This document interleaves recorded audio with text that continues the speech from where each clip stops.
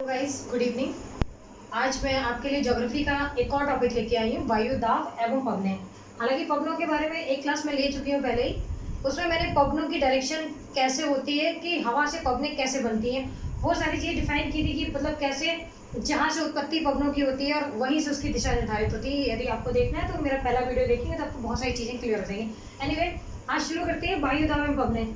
वायु दाब एक्चुअल में है क्या? जैसा कि हम लोग जानते हैं कि मतलब जितने भी इस अर्थ पे जितने भी भौतिक तत्व हैं सब में भार होता है। इसी तरीके से हवा में भी भार होता है जिसे हम वायु दाब के रूप में फील करते हैं।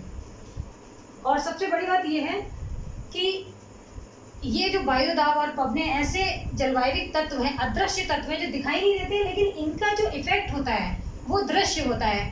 जैसे कि वायु दाब और पवनों से क्या है कि कहीं बरसात हो रही है, कहीं ओलावृष्टि हो रही है, कहीं चक्रवात आ रहा है, ये सब क्या है? ये इनके परिणाम हैं। ये नहीं दिखाई देंगे आपको वायु दाब कहाँ है, इसको सिर्फ फील करने की चीज़ है, पवन कहाँ है, वायु दाब कहाँ है। लेकिन ये कह सकते हैं कि ये बहुत ऐसे भौतिक तत्व हैं कि जो जलवायु के ऐसे तत्व हैं जो अदृश्य हैं, लेकिन इनके परिणाम दृश्य होते हैं। ठीक है, अब समझते हैं कि वायु दाब क्या है और पवनें कैसे वायु दाब से इफेक्टेड होती है और कैसे बनती हैं। जैसे कि मैंने बताया कि पृथ्वी पर हर तत्व में जो भी भौतिक तत्व है सब में भार होता है। इसी तरीके से हवा में भार होता है जिसे हम वायुदाब के रूप में इंडिकेट करते हैं, वायुदाब के रूप में फील करते हैं।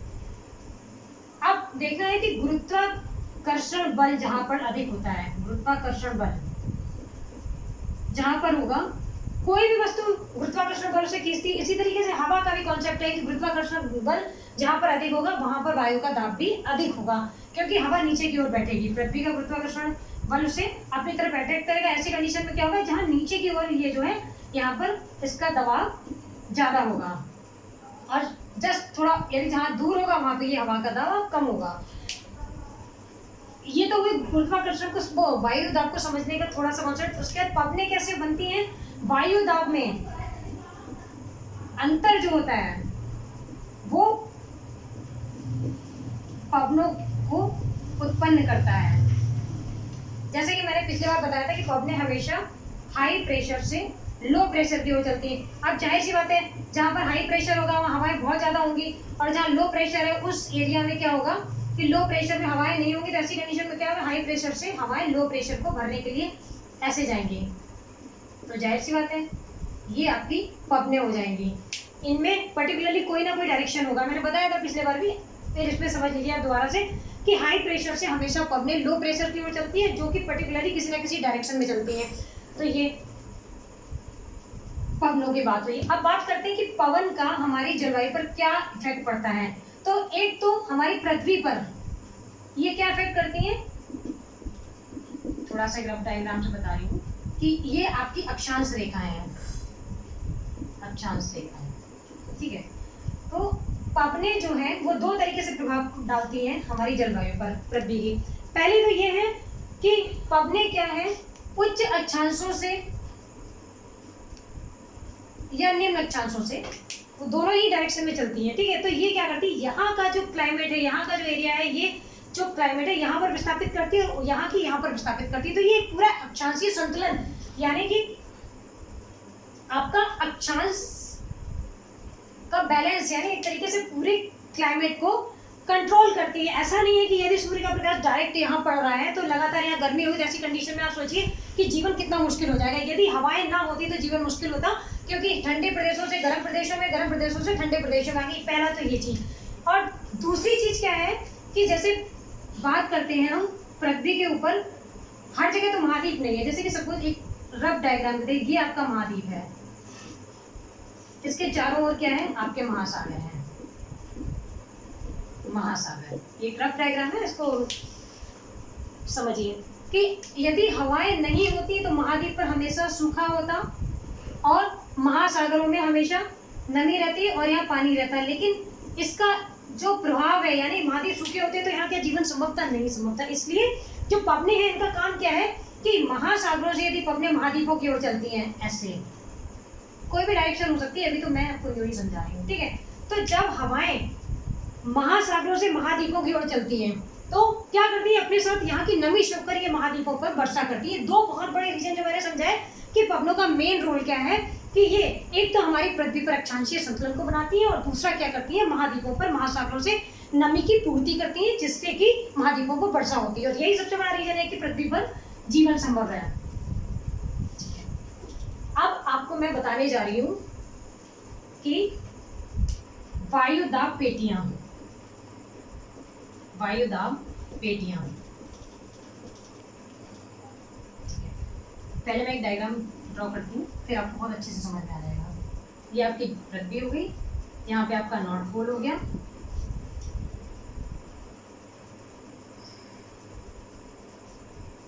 ये साउथ पोल हो गया यानी उत्तरी ध्रुव, और ये हो गया आपका दक्षिणी ध्रुव। ये एक आदर्श डायग्राम बना रही हूँ, लेकिन ऐसा वैसे देखा जाए तो हमेशा ऐसा नहीं रहता, लेकिन हमें पढ़ने के लिए सिर्फ हम आदर्श डायग्राम लेंगे। बाकी आपको देखेंगे गर्मियों और सर्दियों में, जुलाई में या दिसंबर में हर जगह पूरा रीजन, पूरा क्लाइमेट चेंज होता है, लेकिन आदर्श कंडीशन का मैं एक डायग्राम बना के समझाऊंगी जिससे आपको बहुत अच्छे समझ में आएगी। ये हमारा 0 डिग्री विषुवत रेखा, विषुवत रेखा या भूमध्य रेखा, इसको इंग्लिश में बोला जाए तो इक्वेटर कहते हैं। ये पृथ्वी को 2 भागों में बांटती है। ये ऊपर वाला कहलाएगा उत्तरी गोलार्ध। किसी दिन मैं आपको अक्षांश देशांतर का एक बड़ा क्लास लूंगी तो आपको बहुत अच्छे से चीजें समझ में आ जाएंगी, लेकिन फिर भी आज इतना समझिए। और ये हो गया दक्षिणी गोलार्ध, यानी यहाँ नॉर्थ है, ये ईस्ट है, ये वेस्ट है। जिधर सूर्य निकला तो ऑब्वियस है कि इधर ईस्ट हो जाएगा। और ये साउथ है, यानी यहाँ ध्रुव है तो इसलिए नॉर्थ पोल और ये साउथ पोल है। और भूमध्य रेखा ने इसको 2 भागों में डिवाइड किया है, आधे गोले का उत्तरी गोलार्ध और नीचे आधे वाले गोले को दक्षिणी गोलार्ध कहा है। तो अब देखते हैं यहाँ पर हम 0 से 10 डिग्री ले सकते हैं और यहाँ पर एक और 5 डिग्री की रेखा खींच देते हैं, फिर बाद में 10 डिग्री, ठीक है। और यहाँ पर हम 23.5 डिग्री कर्क रेखा, कर्क रेखा। इसके बाद यहाँ पर मकर रेखा, ये भी 23.5 डिग्री अक्षांश पर है। यहाँ पर आपका विषुवत वृत्त, विषुवत वृत्त हम सब 66.5 डिग्री साफ करती हूँ उसको तो ज़्यादा क्लियर समझ 66.5 डिग्री। वही आप साउथ में भी बना सकते हो सेम। और यहाँ पर आपके पोलर हैं, यानी ये बर्फ जमी हुई है।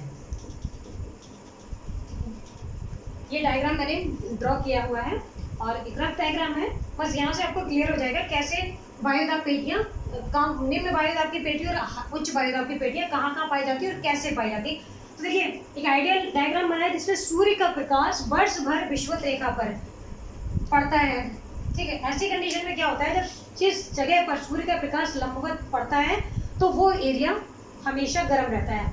गर्म रहेगा तो ऐसी कंडीशन में क्या होगा कि जो यहाँ की हवाएं हैं वो फैलेंगी, गर्म होंगी और फैलने के बाद हल्की होकर गर्म हवाएं ऊपर उठेंगी और यहाँ पर क्या होगा कि निम्न दाब का क्षेत्र बनेगा, निम्न वायु दाब का क्षेत्र बनेगा।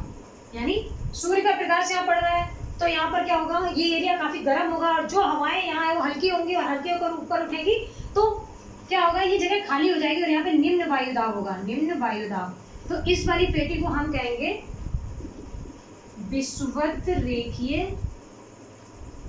निम्न वायुदाब पेटी, पेटी। ये वायुदाब की जो पेटियां हैं ये 2 कारणों से बनती है। एक तो तापीय रीजन होता है, तापीय कारण, और दूसरा होता है गत्यात्मक कारण।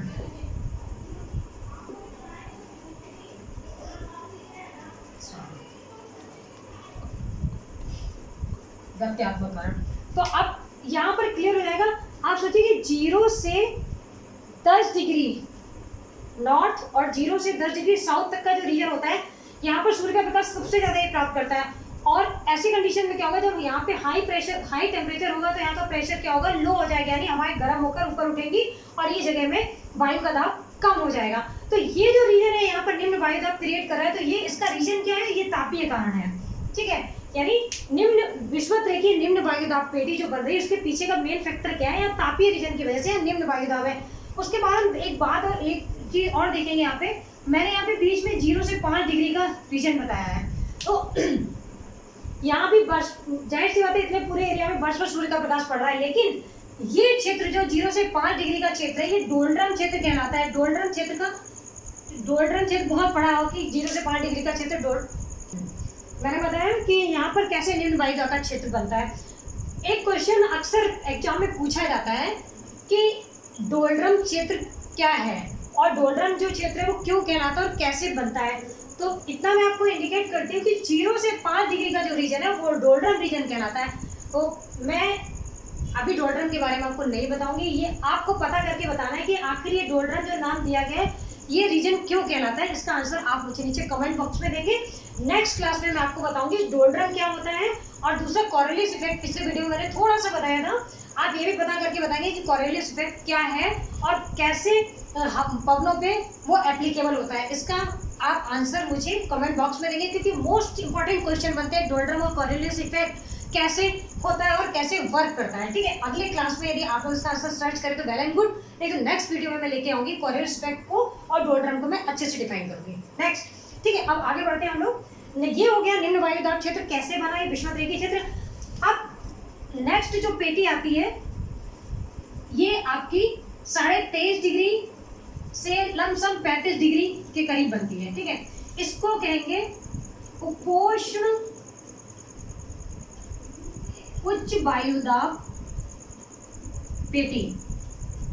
ठीक है, जैसे कि मैंने बताया कि यहाँ पर तापीय कारण से यानी सूर्य का प्रकाश उसको प्राप्त हुआ, फाइनली हवा हल्की होकर ऊपर उठती है। तो जाहिर सी बात है नीचे की हवा ऊपर उठ रही है तो यहाँ पर हवा बहुत ज़्यादा इकट्ठी हो रही है, यानी ये एक पेटी बन रही है।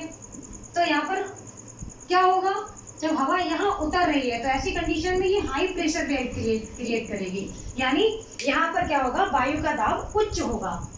यानी आपकी जो पेटी है आप कह सकते हैं कि 23.5 डिग्री से लेकर 35 डिग्री, और यहाँ पर कोई आइडियल कंडीशन नहीं है कि ये 1 डिग्री ऊपर नीचे नहीं हो सकती है। कहीं कहीं भी आपको 25 से 35 डिग्री मिल जाएगा, कहीं पर 23.5 डिग्री से 35 डिग्री लमसम। ये जो रीजन आपका पूरा कहलाता है ये हाई प्रेशर बेल्ट कहलाता है। इसका सबसे बड़ा रीजन है कि निम्न वायुदाब के केंद्र से सॉरी जो हवा हल्की होकर ऊपर उठ रही है वो कहीं ना कहीं उसका अवतलन हो रहा है, अवतलन मतलब वहां पर गिर रही है, तो ये बेल्ट हाई प्रेशर कहलाती है। इसके जस्ट ऊपर वाली यानी ये जो अभी मैंने बताया उपोष्ण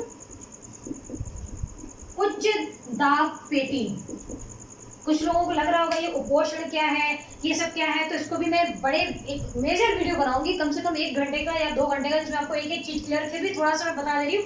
उपोष्ण क्या है, जो उष्ण है वो गर्म है, यानी सूर्य के प्रकाश से ये क्षेत्र गर्म हो रहा है तो उसको उष्णकटिबंधीय क्षेत्र कहेंगे। उसके बाद यहाँ पर चूंकि ऊपर से ठंडी हवाएं आ रही है, नीचे से गर्म हवाएं आ रही है, जो दोनों का एक संक्रमणीय क्षेत्र है, तो ऐसी कंडीशन में उप उष्ण, उप मतलब छोटा, यानी उष्ण तो है लेकिन ये उपोष्ण है यानी छोटा, उससे कम है, यहाँ ज्यादा गर्म है, कम गर्म होगा। ठीक है, तो ऐसी कंडीशन में क्या हाई प्रेशर यहाँ क्रिएट हो रहा है और इसके साथ ही ऊपर से उतरने वाली यानी ऊपर ध्रुवीय प्रदेशों से भी हवाएं आ रही, वहाँ हाई प्रेशर बेल्ट जो थी उससे भी हवाएं यहाँ उतर रही है और यहाँ से भी हवाएं ये यहाँ पर उतरने की वजह से हाई प्रेशर बेल्ट क्रिएट हो रहा है। सेम पोजीशन यदि आप दक्षिणी गोलार्ध में देखेंगे तो यही पोजीशन पाएंगे। फिर इसी कंडीशन में आप ऊपर जाएंगे तो पाएंगे कि यहाँ पर लो प्रेशर बेल्ट है, फिर और ऊपर जाएंगे तो यहाँ ध्रुवों में पूरी बर्फ जमी हुई है।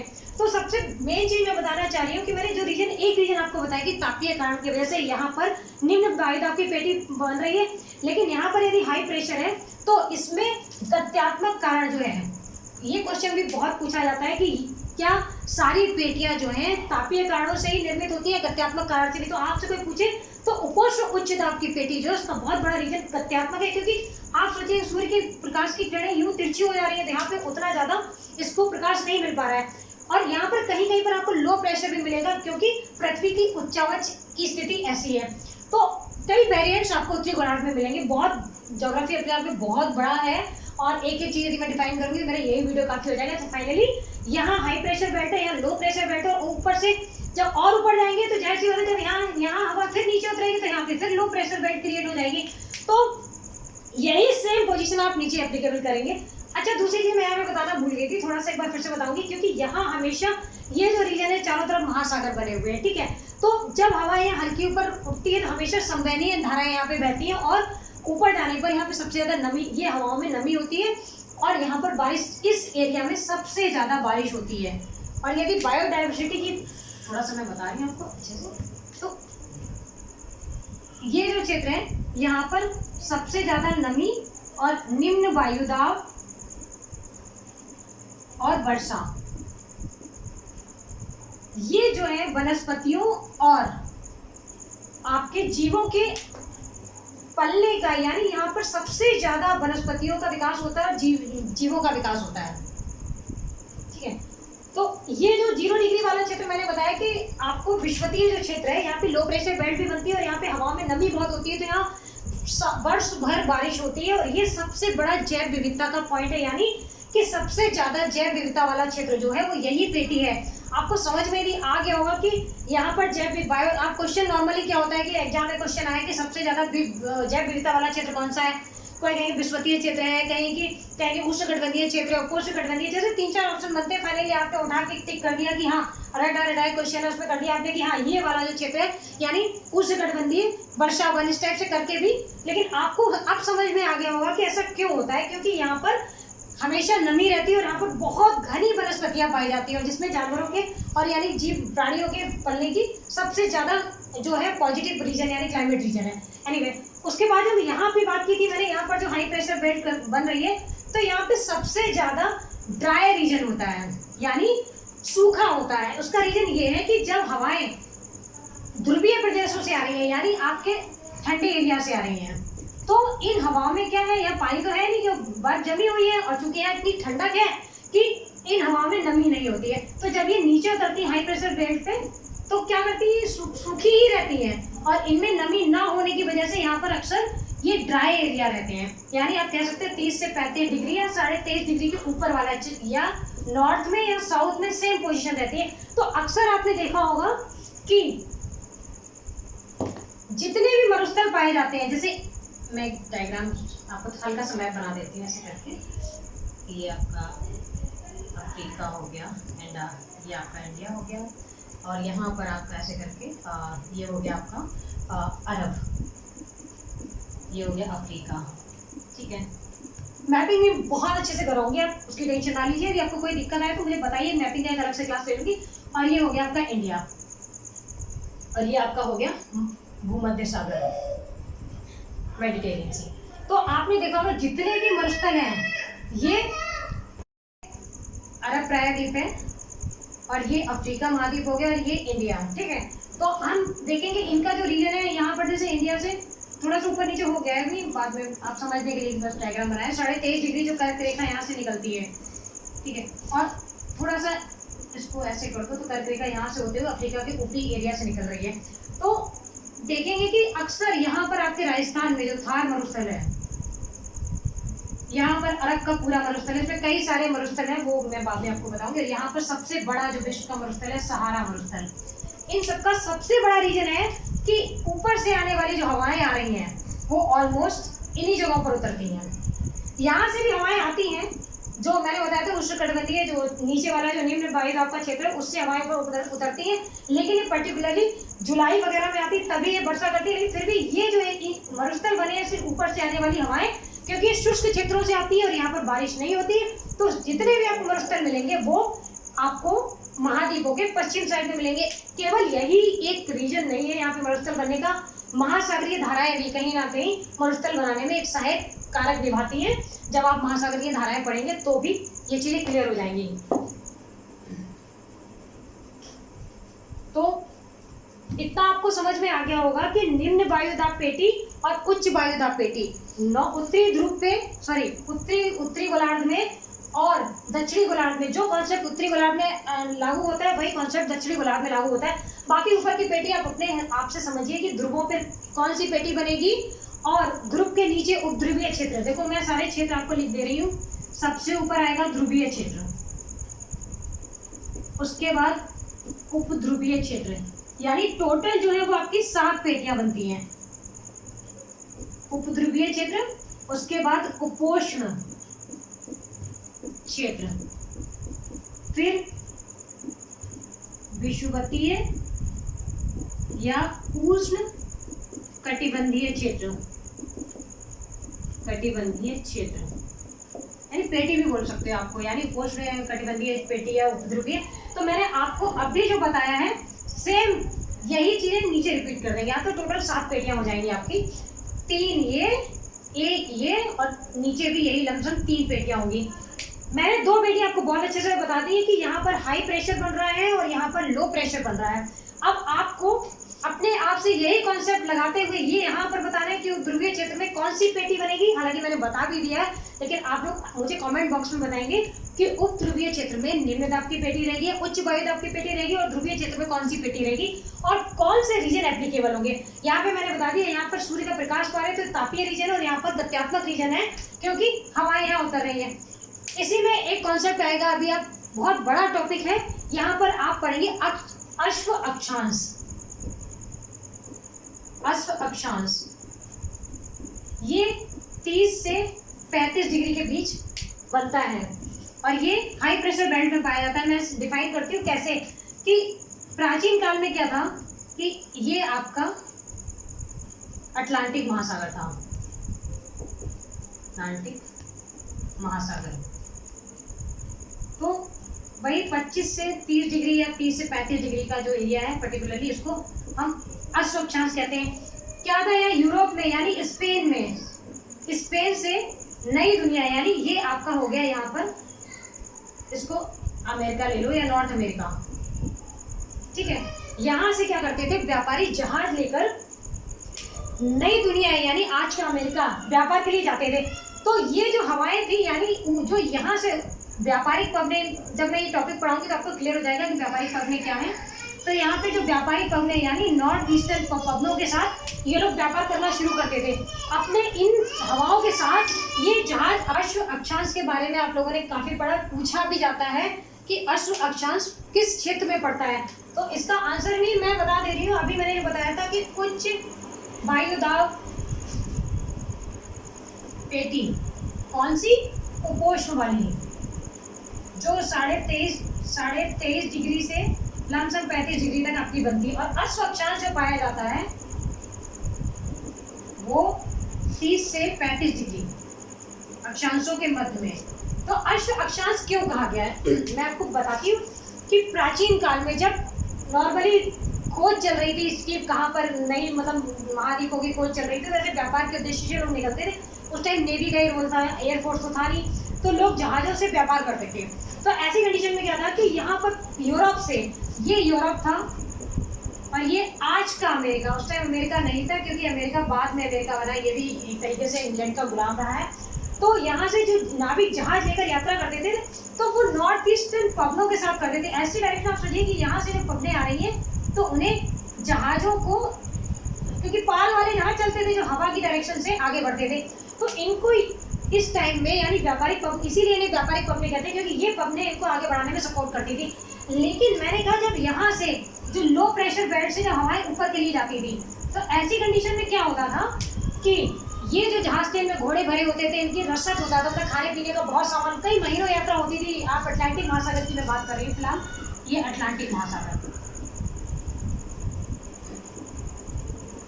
तो जहाज काफी भरे हुए होते क्योंकि व्यापार के उद्देश्य से जाते थे, तो घोड़ों का ही मोस्टली व्यापार होता था।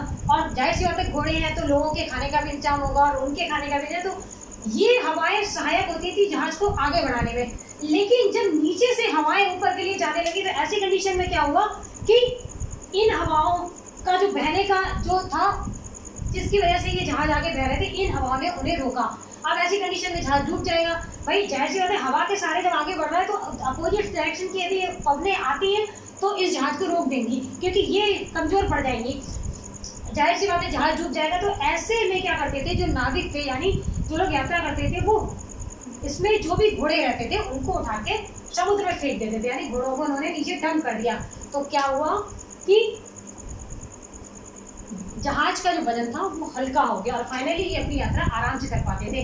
यानी जहाज का वजन हल्का होते ही ये धीरे धीरे अपने जहाज़ों को अपने गंतव्य स्थल तक पहुंचा देते। तो तब से ये नाम पड़ गया 30 से 35 डिग्री अश्व अक्षांश। यानी कि अब आपको बहुत अच्छे से समझ में आ गया हो कि ये एरिया अश्व अक्षांश क्यों कहा जाता है और किस एरिया में पड़ता है। तो ये उपोष्ण कटिबंधीय उच्च वायुदाब पेटी में अश्व अक्षांश 30 से 35 डिग्री के मध्य पाया जाता है और उसका रीजन मैंने बता दिया। अस्वच्छांश क्यों कहते हैं? क्योंकि घोड़े के व्यापारी अपना व्यापार करने यूरोप यानी स्पेन से अमेरिका जाते थे। अमेरिका बोले तो नई दुनिया उस टाइम की थी, आज अमेरिका है। और जब इन उत्तर पूर्वी व्यापारिक पवनों के सहारे ये पाल वाले जहाज चलते थे, यानी हवा से ही खेते थे, ये आगे बढ़ते थे। जब नीचे की हवा इनको अवरुद्ध करती तो ये अपने वजन हल्का करने के लिए इसमें लदे घोड़ों को समुद्र में फेंक देते थे और इनकी यात्रा कंप्लीट होती थी। इसलिए इन अक्षांशों को अश्वक्षांश कहा गया। तो आज के लिए मेरा टॉपिक इतना ही है। बाकी अगले टॉपिक में आपकी डिमांड के अकॉर्डिंग और उसके बाद मैं आपको लेकर आऊंगी ज्वालामुखी और भूकंप। और ज्वालामुखी भूकंप से प्लेट टेक्टोनिक थ्योरी बहुत कम लोग बहुत अच्छे से जानते हैं कि ज्वालामुखी भूकंप के पीछे जो रीजन है वो क्या है। तो प्लेट टेक्टोनिक की थ्योरी और महाद्वीपीय विस्थापन का सिद्धांत के साथ मैं अगले क्लास में आती हूँ। और बाकी आप अपने आपको जो भी डाउट्स हैं या इसमें जो चीज़ ना समझ में आई तो नीचे कमेंट बॉक्स में शेयर करिए। और आपने मेरा क्लास अटेंड किया इसके लिए बहुत बहुत धन्यवाद। और आपको यदि मेरा जैसे कि मैंने आपको बताया कि नेक्स्ट जो टॉपिक रहेगा मेरा वो महाद्वीपीय विस्थापन सिद्धांत और प्लेट टेक्टोनिक थ्योरी रहेगी, क्योंकि उससे तभी आप उसे समझ पाओगे जब ज्वालामुखी और भूकंप आपको तभी समझ में आएगा जब आप पहले प्लेट टेक्टोनिक थ्योरी पढ़ेंगे। तो नेक्स्ट क्लास में मैं आपको ये थ्योरी बताऊं उससे पहले आपके लिए क्वेश्चन छोड़ने जा रही हूँ। आपको पता करना है कि आप मुझे इसका जवाब देंगे कि जो वर्तमान में जितने भी महाद्वीप हैं वो पहले एक जुड़ी हुई अवस्था में थे। सारे महाद्वीप यानी यूरोप, अमेरिका, साउथ अमेरिका और एशिया महाद्वीप या ऑस्ट्रेलिया महाद्वीप, ये सब एक जगह इकट्ठे थे। तो उसको क्या नाम दिया गया था और साथ ही उसके आसपास जो महासागर बना हुआ था उसका नाम क्या था, आप इतना पता करेंगे। उसके बाद मैं टॉपिक स्टार्ट करती हूँ और आपको बहुत अच्छे से समझ में आ जाएगा कि महाद्वीपीय विस्थापन सिद्धांत और प्लस प्लेट टेक्टोनिक थ्योरी से ज्वालामुखी और भूकंपों की उत्पत्ति कैसे होती है। तो फाइनली आज मेरा टॉपिक यहीं तक है और मेरा क्लास देखने के लिए आप लोगों का बहुत बहुत धन्यवाद। यदि मेरा क्लास पसंद आए तो प्लीज़ मेरे वीडियो को लाइक करें, सब्सक्राइब करें और शेयर करें। इसलिए मैंने कुछ वीडियोस बनाए हैं। एक तो मैंने बताया था पवन और पवनों की दिशा पे एक वीडियो बनाया हुआ है, और साथ ही मैंने इकोनॉमिक्स के भी कुछ वीडियो बनाए हैं, मुद्रास्फीति से रिलेटेड एंड आर्थिक वृद्धि और आर्थिक विकास से रिलेटेड कुछ वीडियोस बनाए हैं। यदि आप मेरी पिछली वीडियोस देखना चाहते हैं तो नीचे डिस्क्रिप्शन बॉक्स में उसका लिंक दिया है, वो क्लिक करेंगे आपको वो वीडियोस मिल जाएंगे और ऊपर आई बटन दबा के आप उसको देख सकते हैं। बहुत धन्यवाद।